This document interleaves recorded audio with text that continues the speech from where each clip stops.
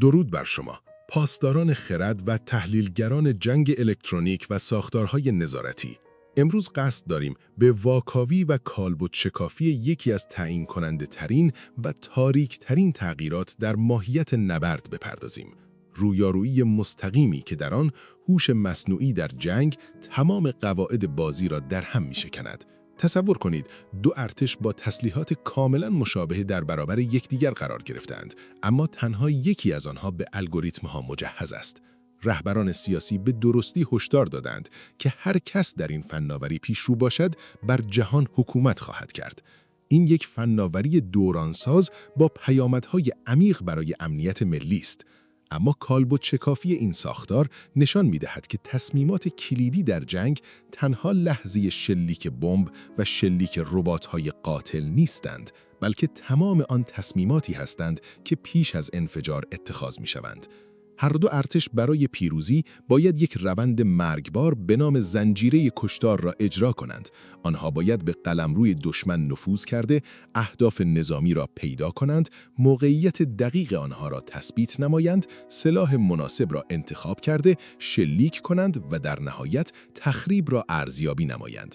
ارتش سنتی این کار را با فرماندهانی انجام می‌دهد که با اطلاعات ناقص و غیرقابل اتکا دست و پنجه نرم می‌کنند، اما ارتش مجهز به نرم افزار سنسورهای خود را از دوربین‌های الکترواپتیکال روی ماهواره‌ها گرفته تا پهپادها و رادارهای شناسایی به یک شبکه متصل می‌کند.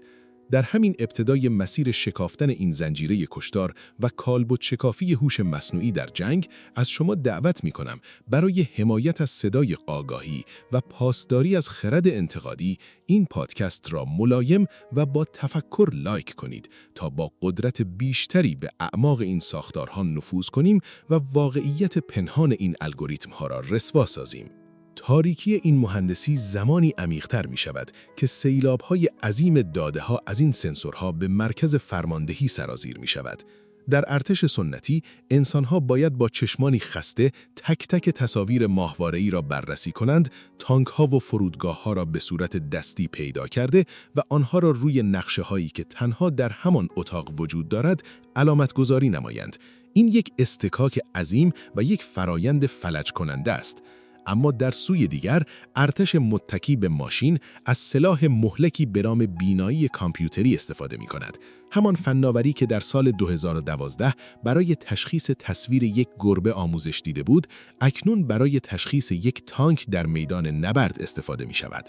ماشین‌ها به صورت خودکار تصاویر را اسکن می‌کنند و با 90% اطمینان اهداف و مختصات دقیق آنها را استخراج کرده و به یک پایگاه داده در فضای ابری مخابره می‌نمایند.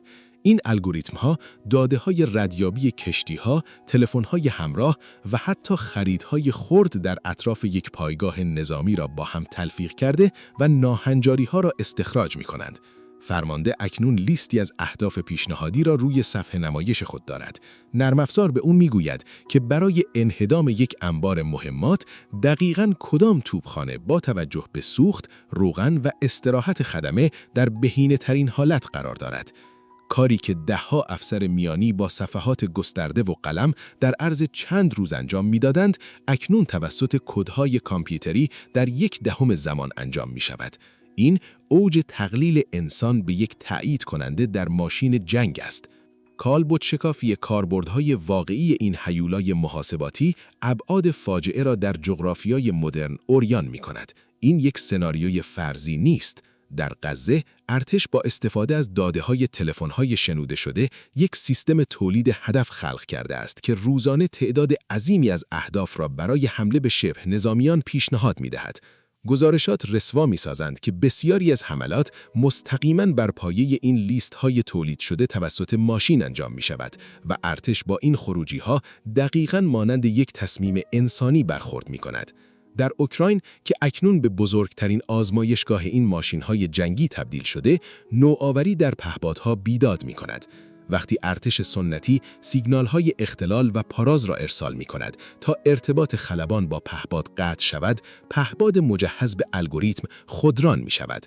این ماشین پرنده به کتابخانه تصاویر درون خود رجوع می‌کند، روی هدف قفل می‌کند و در چند صد متر نهایی به صورت کاملاً مستقل و با هدایت دقیق به سمت هدف مانور می‌دهد. در اینجا دیگر سخت افزار اهمیت ندارد. آنچه پیروزی میدان را تعیین می‌کند، کدها و نرم افزارهای پنهان در قلب این ماشین هاست.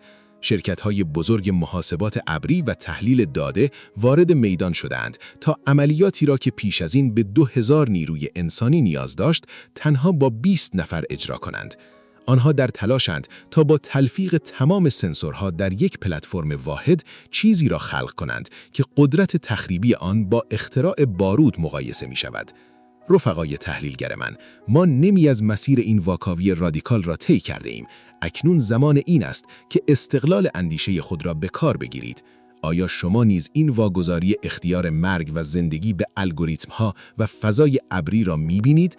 حتما همین الان نظرات، فکت‌ها و تحلیل‌های مستند خود را در کامنت‌ها بنویسید تا با تبادل آگاهی شما ماشین این پروپاگاندای سایبری را فلج کنیم.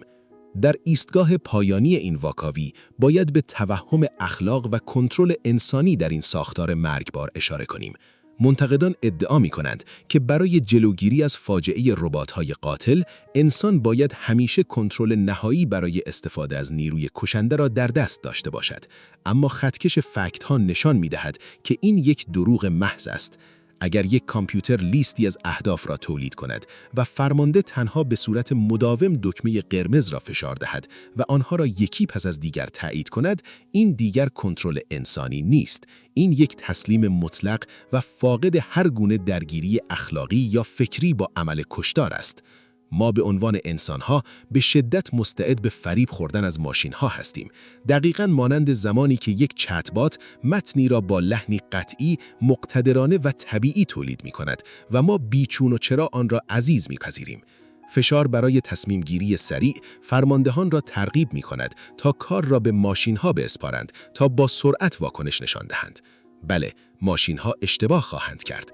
آنها ممکن است به شما پیشنهاد دهند پناهندگان نظامیان را به جای یک هدف نظامی بمباران کنید.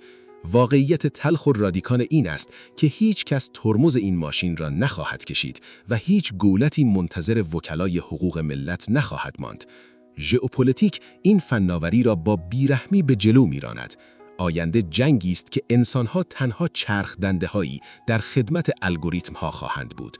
پاسداران خرد ملی، اکنون زمان بیداری است. هیچ انسانی نباید فریب پروپاگاندای تصمیمگیری اخلاقی ماشین‌ها یا توهم کنترل بر دکمه قرمز را بخورد. این ساختارها برای تسریع زنجیره کشتار مهندسی شده‌اند. از شما می‌خواهم با تمام قدرت این پادکست را لایک کنید، تحلیل‌های تخصصی، فکت‌ها و کوبنده‌ترین استدلال‌های خود را پیرامون ربات‌های قاتل و واگذاری جنگ به کدها در کامنت‌ها فریاد بکشید، پیشنهادات خود را ثبت کنید و این صدای بیدارگر را با تمام کسانی که به استقلال اندیشه و درک جنگ الکترونیک باور دارند به اشتراک بگذارید. سکوت ما تنها به این الگوریتم‌های تاریک جسارت بیشتری می‌بخشد. بیدار شویم و استقلال اندیشه خود را با قدرت پس بگیریم.